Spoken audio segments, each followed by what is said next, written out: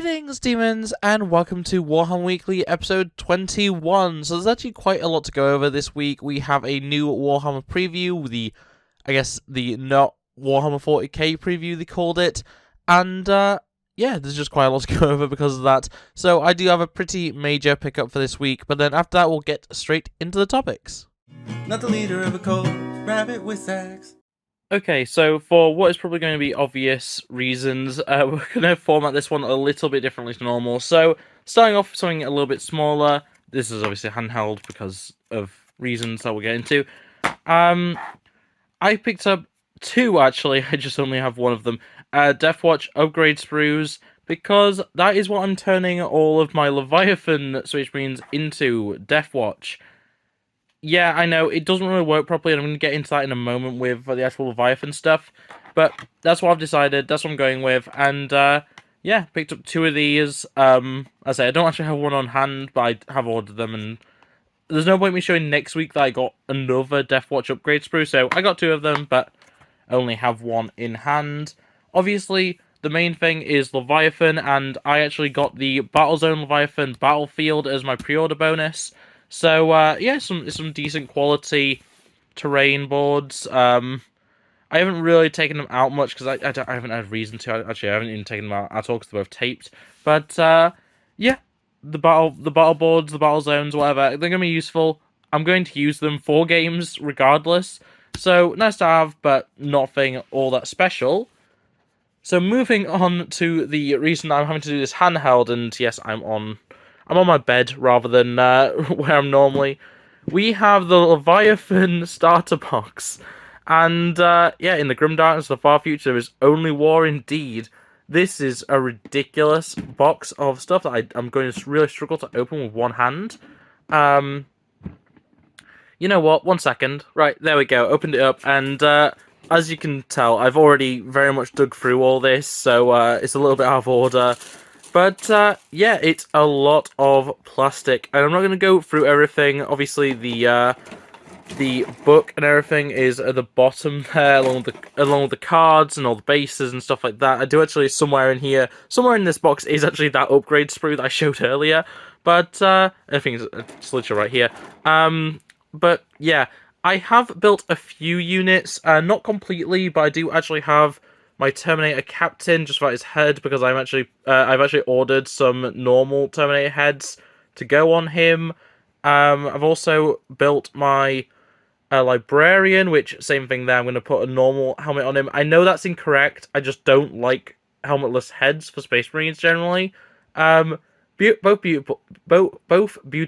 You'll notice I have clipped off the connection point for his shoulder pad, because I do have Terminator Deathwatch shoulder pads that I'm trying to fit on. They're very difficult, they're very finicky, but yeah, eventually I will figure it out. I will manage to get it to work. The shoulder pads feel a little bit bulky on these guys, so I'm not sure if that's just because they're new Terminators or whatever, but yeah, in any case, a lot of Leviathan stuff. I've also built the Lieutenant, though I don't know where I've actually put him. I think he's in a box somewhere with building supplies, but still, yeah, Leviathan is here, Leviathan is in hand, and I'm very excited to get building. Especially, I haven't touched the Tyranids yet, just because I don't want to do both at the same time. I want to do the Space Marines, and then I'll do the Tyranids, but, yeah, it's just a matter of time, really. But, yeah, that's my pickups for this week. Let's get into the topics.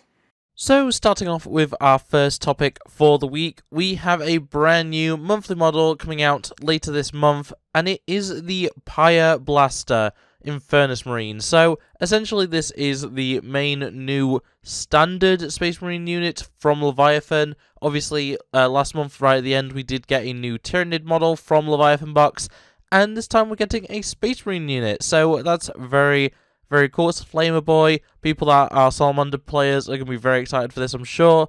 And, yeah, having already got these models obviously in hand, they're quite cool. I quite like them. They're just, you know, Primaris Space Marines with Flamers, with heavy Flamers, or Pyre Blasters, as I guess they are calling them. But, yeah, they're fine. There's nothing too special. The posing is nice and varied, but obviously if you're getting a bunch of monthly models from various Warhammers, like I might be doing, yeah, it's not the most worthwhile endeavor because, all the same pose because it's monopose models, but yeah, it's still pretty good. And along with that, we're also getting a new collectible coin for the Space Marine Terminators, so just the Terminator helmet essentially on a coin.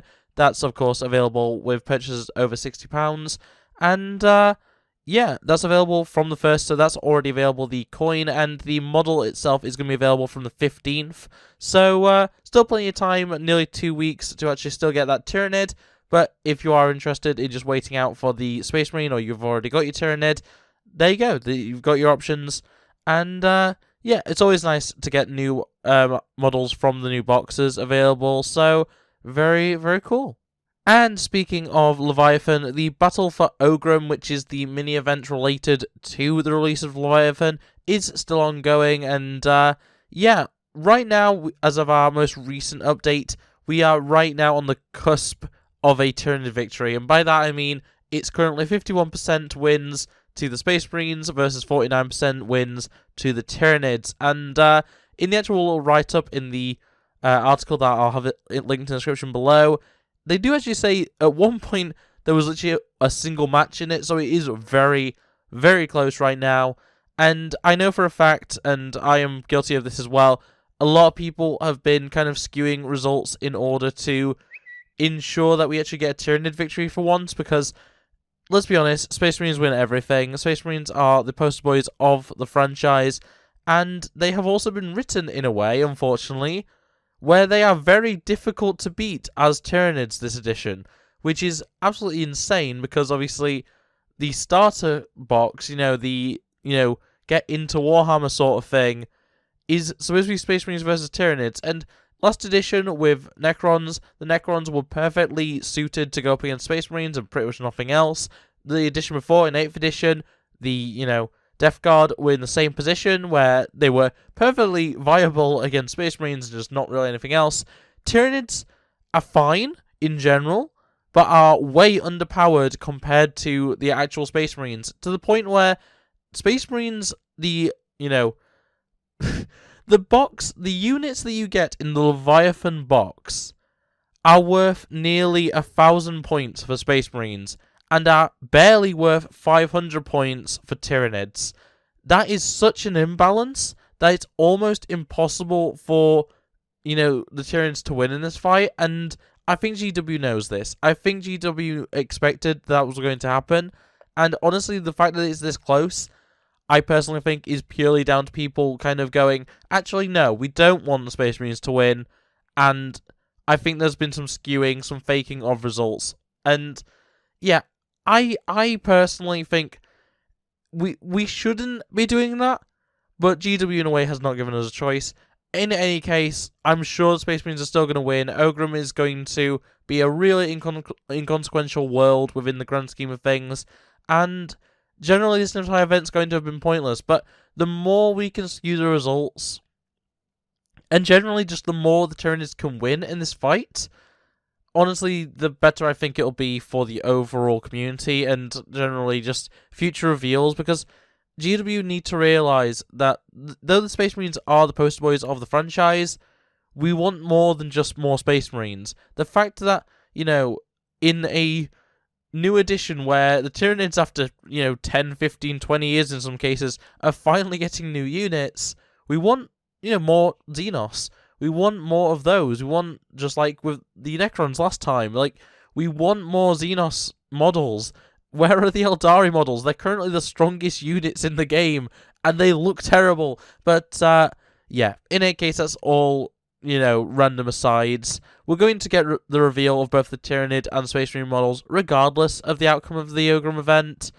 I just kind of hope that the Tyranids win, just for the sake of proving that, it's not just about the Space Marines. I don't know. There's something about it that just kind of irks me that, the Space Marines are going to win this. But, yeah. Either way, Battle for Ogrim is still going on until, I believe, the 10th of July. So make sure to, play your games, get your codes from Leviathan, and enter for the Battle for Ogrim, just so that, we can maybe sway it a little bit more.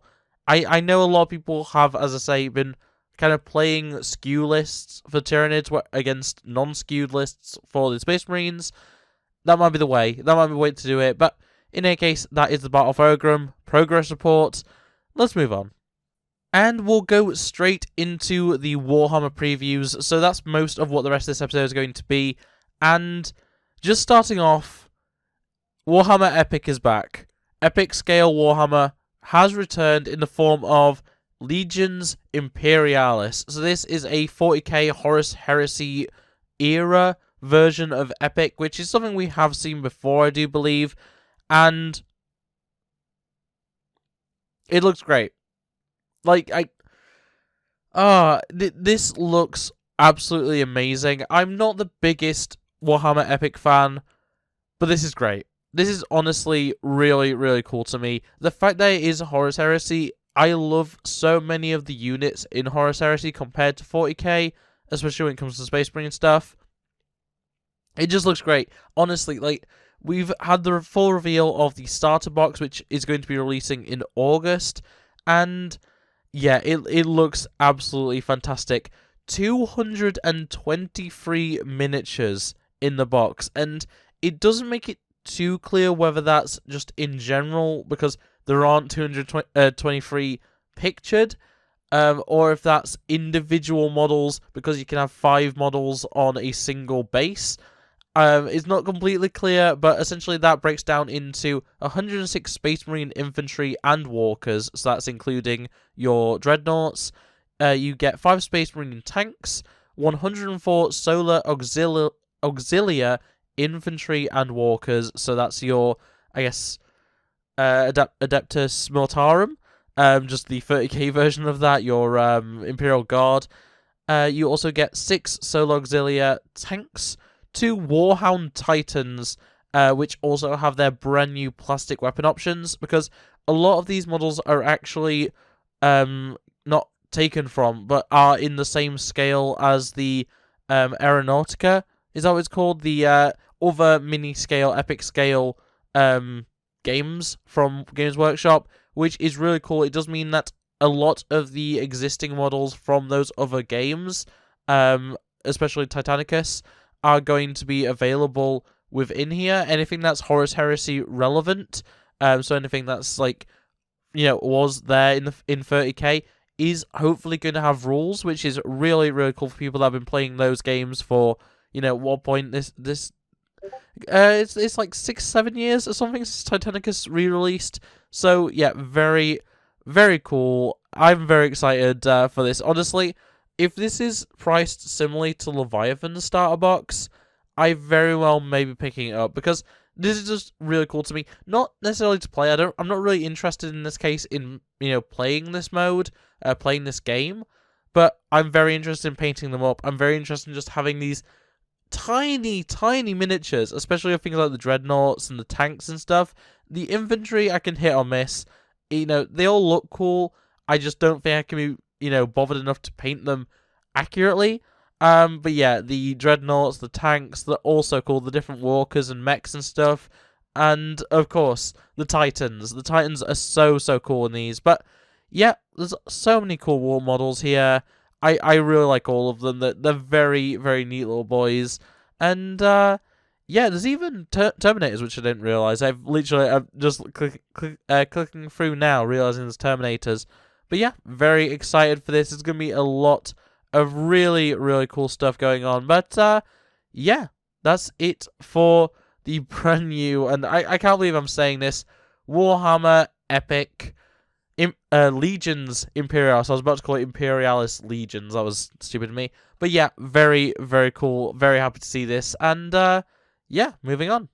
And from Epic Scale Titans, we move all the way to full scale Knights. We have the new Cerastus and Archaon Castigators, and yeah, I'm just I love these. So these are, of course, plastic Horus Heresy Knights. We've already had the reveal of the Lancer, and now we have the Cerastus, Archaon, and Castigator. So they are very cool. These are some really, really cool.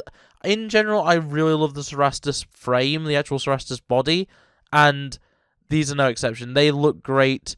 I'm not actually sure which one's which in terms of the which one's the Archaon and which is the Castigator. I believe the Castigator is the one with the chain sword, and the Archaon is the one with the more power sword looking weapon. But yeah, either way, they both look excellent. The fact that we are actually going to be getting all of the Cerastus Knights in plastic, it looks like, is great. I absolutely adore those models, and I'm definitely going to be picking up all of them over time. When it comes to the Forge World models, I'm not a huge fan of resin cast, so I always try to avoid it in general. But yeah, when it comes to plastic models, very excited for these. These are going to be painted up completely to be chaos, no matter what. And yeah, just in general, I'm very, very excited to actually get these in hand, because they're such cool models. I love my knights. I already have war dogs, as I think I've mentioned in a previous episode. I really enjoy them. I think they are really cool models, and having some Cerastus Knights is just so cool to me. So, yeah, that is really all I can really say about them. They look great. They have really good weapon options. I love the slight differences between each one, just, based on the shoulder pads and stuff, and the general armaments. But, yeah, that's really all I can say about it. It's just really cool to be getting them. So, yeah, the Cerastus, Archaon, and Castigators coming to plastic. So, yeah, very cool. Just quickly before we get into the next topic, I just want to point out I did actually just straight up apparently miss the rest of the actual announcement for the Cities of Sigmar line. I don't know what happened. My page ended after the guy with the mask and we'll get into it in a second, but my page ended after that. It got to just the regular links at the end. I don't know what happened. I refreshed the page when I saw an article update, and yeah, I don't know what happened, but yeah, we'll cover everything else from Cities of Sigmar next week. And moving over to the Mortal Realms, we have more Cities of Sigmar models. So we've already had some of these reveals made already that are in the article, but we did actually get a new model in the Not Warhammer 40k preview, and that is the Alchemite Warforger, which looks very interesting, essentially a blacksmith of sorts, and yeah, I don't really have that much to say about him. He looks like a blacksmith. He's wearing like a leather dress almost. He has a little cauldron of magma or hot coals or something like that. And yeah, he's making cubes. That's really all I can say about it. He's making cubes. He has a very cool mask. He could work very well for some sort of chaos unit. I'm not really sure what he would run as, but you could definitely make him into some sort of chaos unit for sure, for both AOS or 40k potentially. But yeah, it's just a nice new model, nice new reveal, and another lovely addition to Cities of Sigmar, which that army is actually coming up really well right now. I'm still not overly interested in it. They have some really nice individual models that can be kit bashed pretty heavily into other things, but yeah, overall, very nice models. Nothing I'm overly interested in right now, but yeah, good for anyone that was interested in Cities of Sigmar. There's now more models available, which is always great. And sticking in the Mortal Realms, but switching over in terms of game, we have the new Underworlds expansion, which is the Skabbix Plague Pack, which is, of course, some Skaven, which is really nice. They are very, very much, obviously all Skaven are Chaos. These are very much Nurgly types of Skaven, which is very interesting to me. And yeah, there's some really nice models here. We've got a little rat with crystal. We've got a bigger rat casting spells. We've got all sorts of plague casters, which is always really cool. One of them is almost like a mummy, which is interesting. Just generally some really, really cool designs. Some more standard ones with knives, obviously. But yeah, a very nice Underworlds clan, I think they're called. And yeah, generally just look really cool. The cards, from what I understand of Underground, are fine, are good.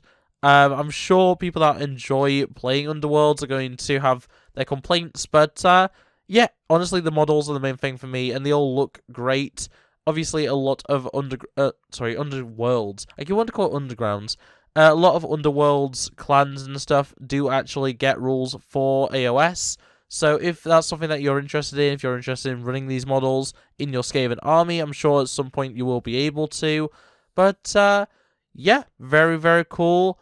the Plague Pack, Skabbik's Plague Pack. Very, very cool. And yeah, nice little addition to Underworlds. And of course, we also have some news for Warcry. The Cruel Boys have unleashed dirty tricks and simian scoundrels in Warcry with the new warband, Slivers from the Swamp. And yeah, it's Auric it's Auric, what are they actually called? Auric Cruel Boys. I keep wanting to call them War Boys. But yeah, it's the Auric Cruel Boys with some monkeys. With some monkey boys. So yeah, I really like the main, like, hero character for this little clan. I like how big he is, how bulky he is, even though he's just a standard Auric. And yeah, he's just covered in all sorts of things like dragon feet and skulls and all sorts of little things. I like the guy with the egg as well. And yeah, the monkeys, very interesting models. Not really how I kind of enjoy this army, because obviously I have an Auric army as it is for AOS. Not exactly how I build them with the different weirder sides of things, but yes, simians are now here.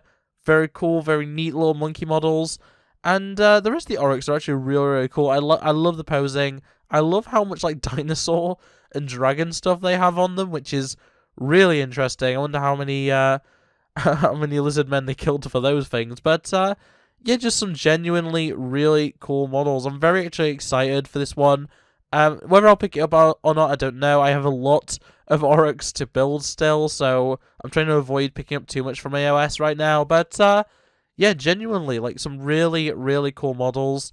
And yeah, I'm sure they'll play really well in Warcry. But yeah, moving on from that, we, of course, wouldn't have a Warhammer preview that doesn't include 40k without it also including Old World.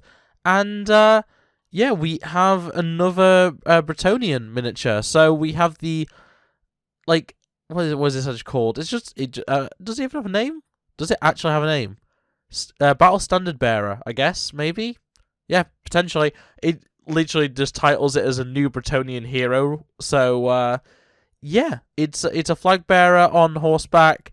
Looks very, very classic, very, old hammer. And genuinely just looks like a nice model. Nothing, as I say, that I'm all that interested in. Just like with the Sea of Sigmar stuff, the more human, medieval, historical style of models, I'm never too interested in. But yeah, genuinely, if you're a fan of this sort of aesthetic, and obviously if you're playing Old World, you're going to be, it's actually really nice. I really do love these models. Just in terms of how retro they look, despite them having all the nice little flourishes of modern Warhammer. And yeah, genuinely, they are absolutely lovely models. But yeah, there's not really too much to say about it. I love the horse. The horse is really well posed and everything. The flag bearer looks a little bit small. The actual knight looks a little bit small compared to the horse. But genuinely, I love the little the attention to detail on the hat with the feather detailing, the whole phoenix design, and just generally the flag is really nicely done and stuff. Very nice models. Very excited to see where Old World goes. I'm excited to see how the elves look in this. But yeah, genuinely so many great models here, and yeah, Old World's looking up. And that leaves us with the final topic of the week, the Rumour Engine for the 27th of June 2023. And it's some sort of ammo cache. I'm assuming it's probably for an Imperial faction, though I can't say with absolute certainty. There's grenades, there's what look like sandbags, and yeah, this could be for a number of things. Looks like there might be even a bottle there. It's interesting, to say the least. I could definitely see this actually being for something, for one of the other modes, like Necromunda or something. But yeah, it's some sort of ammo cache or utility cache or something like that. I'm sure this is a terrain feature for a bigger model, but yeah, as of right now, looks interesting. I'm very interested in seeing, whose grenades are these sort of thing. But yeah, there's not really too much to say about it. I am leaning towards Imperial Guard more than anything, but it could be a lot of different things. It could even be some Solar, some 30k units. So yeah, it could be anything really. But yeah, that is going to be it for the rumor engine. It's some grenades and some other things in a box. And on that note, that is going to be it for this episode. So I hope you enjoyed. If you did, make sure to like it, subscribe if you're new and ring that bell so you never miss an upload. Otherwise, comment below what do you think of any of the topics we've gone over, especially when it comes to the new epic scale game mode that we're going to be having. I'm very excited for that one. I'm very interested in hearing what people say. Of course, links in the description to everything that I've covered today. And otherwise, it's going to be from me. So thanks for watching, and I hope to see you next time. Bye! Look at the screen, you'll be fine. Culture's a disease, but worlds divide. I just wanna take